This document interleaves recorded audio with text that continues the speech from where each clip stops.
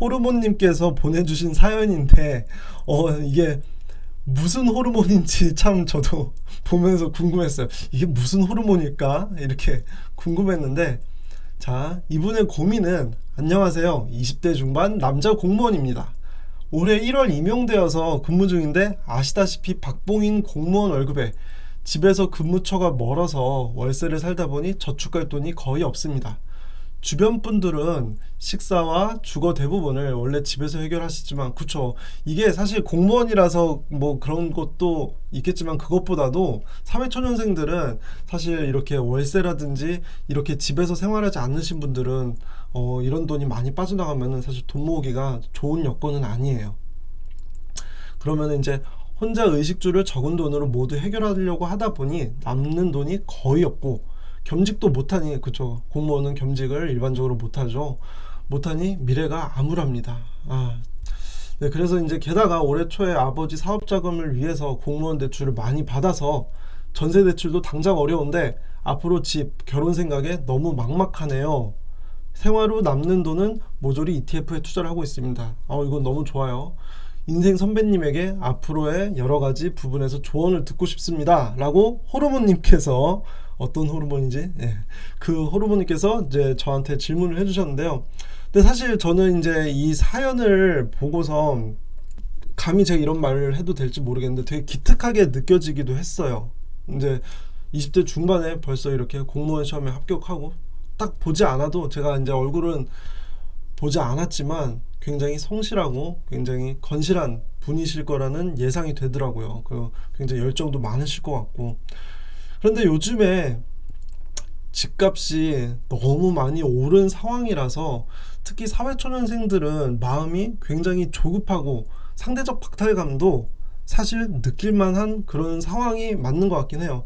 부동산 관련된 데이터도 계속해서 정기적으로 확인을 하고 있거든요. 그걸 보면은 사실 이제 역사적으로 봐도 지금이 임금 수준 대비 집값이 굉장히 좀 높은 편이라서, 특히 사회초년생들은 연봉이 높지가 않잖아요. 이게 비단 공무원뿐만 아니라 이제 아무리 뭐 대기업에 다니는 연봉을 많이 받는 사람이라고 할지라도 보편적인 경우에는 사회초년생은 조금 좀 어렵게 느껴지는 그런 부분들이 있을 것 같아요. 그런데 이제 이런 분들에게 제가 제일 처음 말씀드리고 싶은 거는 절대 포기하지 마시라고, 이런 말씀을 드리고 싶어요. 사실 여기에 보고 계시는 이 호르몬님은 워낙 건실하신 분으로 제가 느껴져서 포기할 거라는 생각은 들진 않지만, 만약에 지금 영상을 보고 계시는 많은 분들 중에 이런 심정을 느끼고 계신 분들이라면 일단 포기하지 마시라고 먼저 말씀을 드리고 싶고요. 그런데 이제 다만 지금 이 호르몬님께서 지금 스트레스를 좀 많이 받으실 것 같아요. 마음이 너무 조급하니까 스트레스를 많이 받으실 것 같아서 그게 좀 걱정이 되긴 하고요.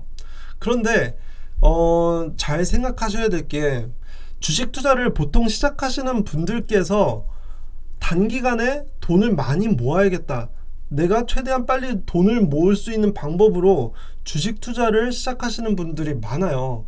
근데 사실 저도 그랬거든요. 저도 처음에 사회초년생일 때 물론 그때도 집값이 지금보다는 훨씬 저렴한 편이었지만, 그게 이제 뭐 항상 집을 매수하는 입장에서는 집값이 비싸게 느껴지잖아요.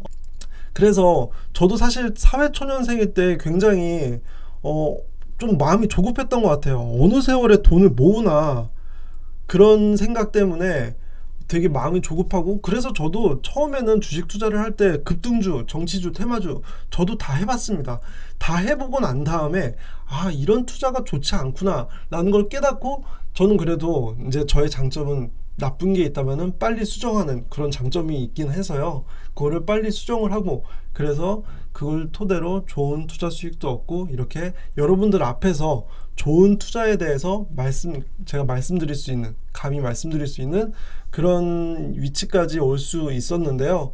어찌됐건 처음에 이제 투자를 하시는 분들이, 저도 그랬고요, 빨리 돈을 모을 수 있는 방법으로 주식 투자를 시작하시는데, 사실 그것보다는 좀 장기적인 관점에서 내가 내 자산을 차근차근히 불려간다는 그런 느낌으로 주식 투자를 시작하셨으면 더 좋겠어요.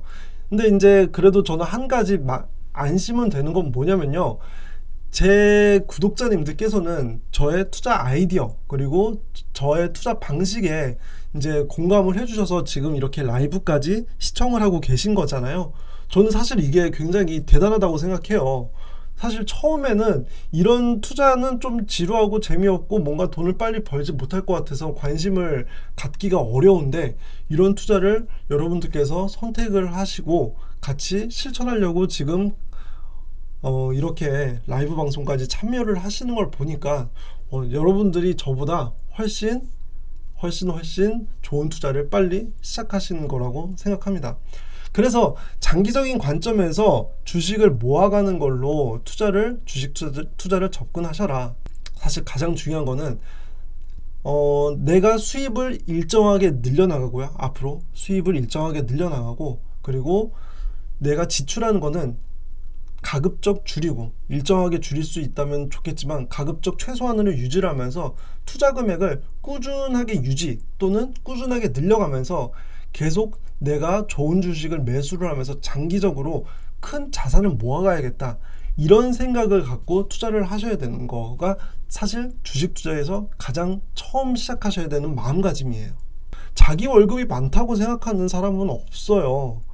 그래서 누구나 내가 생각하는 것보다 자산을 더 빨리 모으기 위해서는 내가 수입은 최대한 늘릴 수 있다면 늘리고, 그리고 지출은 최대한 줄여서 오랫동안 좋은 주식을 오랫동안 모아가다 보면, 그러다 보면은 내가 생각하는 것보다 훨씬 빨리, 그러니까 처음부터 빨리 가자는 게 아니라 내가 하다 보니까 결국 결과가 생각보다 빨라진다는 거죠. 그러니까 뭐 요즘에 이런 말이 유행이잖아요. 스며들다. 이제 윤여정 선생님 때문에 유행된 말인 걸로 아는데, 이렇게 내 자산이 뭔가 좋은 방향으로 스며드는 것처럼 자연스럽게 커지는 거지. 그러다 보니까 나도 모르게 내 자산이 내가 생각한 것보다 훨씬 커지는 거지. 내가 지금 당장 빨리 돈을 모으고 싶어, 큰 돈을 모으고 싶어 라고 해서 그 결과를 얻을 수 있는 건 아니더라고요, 주식 투자에서. 그래서 저는 일단 이 호르몬님께서 지금 공무원이시지만, 공무원들도 물론 겸직은 안 되지만 수입을 늘릴 수 있는 방법으로 인사고과를 잘 받는다든지 성과급을 더 받는다든지, 이렇게 차근차근히 자산을 늘려가자는 목적을 갖고, 이런 자산을 늘려가자는 목적을 갖고, 그리고 내가 아무리 지금 아끼고 있다고 생각해도 내가 생각하지 못한 부분에서 지출이 많이 되는 부분이 있을 수도 있어요. 그 지출을 한 번 더 관리를 하신 다음에 투자 금액을 최대한 늘리시고 난 다음에, 그 다음에 좋은 주식에 투자를 하시는 건데, 여기서 이제 좀 더 구체적으로 제가 한 가지 더 말씀드리면은, 저는 제가 오프라인 수업 때도 그렇고, 제가 이제 수강생님들한테 제일 처음으로 주식 투자를 시작하실 때 배당주 투자로 시작하시는 걸 권해드리고 있어요. 잃지 않는 투자의 관점에서 배당주는 내가 주가 하락기를 맞이한다고 하더라도, 사실 아무리 좋은 주식이라고 하더라도 전체적인 주가 장이 안 좋으면은 주가가 하락할 수도 있잖아요. 그러면은 주가 하락기를 견딜 수 있는 그 배당금, 현금 흐름이 계속 나오기 때문에, 다만 지금 주가는 비록 빠지고 있다고 하더라도 현금 흐름이 있기 때문에 내가 참을 수 있는 체력이 있어서 1차는 투자 관점에서 배당 주식에 투자를 하는 게 제일 좋다고 생각을 해서 1차적으로는 배당 주식에 투자하는 걸 말씀을 드렸어요. 그리고 배당주 투자가 지금 이 호르몬님께도 좋은 이유는 뭐냐면요, 이분이 지금 고민이 뭐냐면은 수입이 부족하다고 생각해서 내 월급이 조금 적다고 생각하는 게 제일 고민이신데, 배당금은 어떻게 보면 내가 3개월에 한 번씩, 미국 주식 같은 경우는 3개월에 한 번씩 배당금을 받으니까 3개월에 한 번씩 내가 마치 성과급을 받듯이 추가적인 현금 흐름이 생기는 거예요. 그렇기 때문에 결국에 나중에 보면은 내 수입이 전반적으로 늘어나는 그런 효과도 가질 수가 있겠죠. 예, 서명희님 맞습니다. 미국 배당주요. 제가 한국 배당주보다는 미국 배당주를 좀 더 선호하는데요. 그 이유는 일단 미국이라는 나라 자체가 자본주의가 오랫동안 성장해온 나라라서 우리나라보다 이런 경영이나 이런 쪽에 우리나라보다 더 발전이 돼 있어요. 우리나라는 이제 CEO가 오너가 해서 CEO인 경우가 많은데 미국은 전문 경영인이 경영을 하잖아요. 그러니까 이 배당금을 줄 때도 좀 더 합리적인 관점에서 배당을 줄 수도 있고요. 그리고 미국이란 나라가 워낙 오래전부터 산업이 발달한 나라라서 배당금을 오랫동안 꾸준히 지급해온 기업들이 굉장히 많아요. 50년 연속으로 배당금을 계속해서 증가시켜온 기업들을 이제 배당킹이라고 부르거든요. 그러면은 50년 연속으로 이렇게 배당금을 증가시킨 기업이 한 60개나 돼요. 그러니까 50년 동안 배당금을 계속해서 늘려왔다는 거는 50년 동안 계속 늘려왔으면 앞으로도 늘려올 확률이 굉장히 높겠죠. 그래서 저는 이제 국내 배당주보다는 미국 배당주를 조금 더 여러분들에게 권해드리고 싶고요. 이제 제가 예전에 배당주에 관련돼서 이제 영상을 하나 올린 게 있긴 했어요. 그런데 이제 최근 버전으로 이제 제가 다시 한번 정리를 잘 해서, 그때는 이제 조금 유튜브 초보 시절, 물론 지금도 초보이긴 하지만 그때보다 지금 좀 더 나아진 관점에서 여러분들에게 도움을 드릴 수 있도록 배당주를 여러분들에게 소개를 드리는 영상을 한번 제작해 보겠습니다. 자, 여기 이제 포텐시에이터님께서 미국 배당주 ETF가 낫나요? 알주식 이제 일반 이제 개별 주식 얘기를 하시는 것 같아요. 저 같은 경우는 배당주는 배당 ETF를 좀 더 선호하는 편이에요. 이제 왜 그러냐면은 이제 개별 종목 같은 경우에는 최근에도 이제 AT&T라는 통신회사가 있어요. 이 회사는 25년 연속으로 배당금을 증가시킨 기업인데요. 그런데 최근에 5월 14일이었나요? 그쯤에 배당금을 줄인다는, 물론 이제 그 회사의 경영진으로서 합리적인 선택을 하는 것 같긴 해요. 그럼에도 불구하고 배당금을 줄인다는 뉴스가 나왔어요. 사실 25년 동안 연속으로 배당금을 늘려온 기업이 배당금을 줄인다라는 생각을 하기가 쉬운 판단은 아니잖아요. 그런데 그런 기업이 배당금을 줄여버리니까 그 기업의 주가가 한 15% 가까이 금방 빠져버리더라고요. 그러니까 사실 개별 주식 같은 경우는 이렇게 아무리 그동안에 신뢰를 할 수 있을 만한 데이터를 갖고 있다고 하더라도, 배당금에 대한 데이터를 갖고 있다고 하더라도 배당금을 어느 날 줄여버리면은 주가가 전반적으로 많이 빠질 수가 있기 때문에, 사실 배당 ETF를 투자하면은 이런 기업 여러 개를 넣어버리면은 확률적으로 그래도 이렇게 한두 기업이 배당을 줄이더라도 나머지 기업은 배당금을 올려버리니까 장기적으로는 배당금이 안정적으로 우상향할 수 있는 가능성이 훨씬 높죠. 그렇기 때문에 이런 배당주를 선택하실 때는 기본 개별 배당주를 투자하시는 것보다는 배당 ETF를 투자하시기를 조금 더 권해드립니다.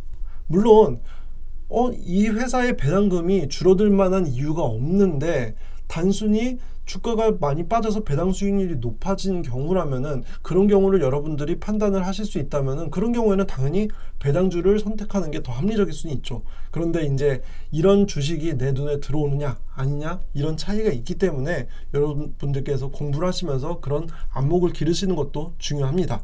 그래서 이제 제가 드리고 싶은 말은 최종적으로 포기하지 마시고요. 공무원이라는 직업은 그래도 가장 뚜렷한 장점이 계속해서 연봉이 올라가는 게 보장이 돼 있잖아요. 그리고 고용 안정성이 다른 직업보다도 보장이 돼 있기 때문에 그 장점을 최대한 살리셔서 좀 더 장기적인 관점에서 오랫동안 투자를 하시다 보면은, 장점을 살려서, 남들이 갖지 못하는 장점이잖아요.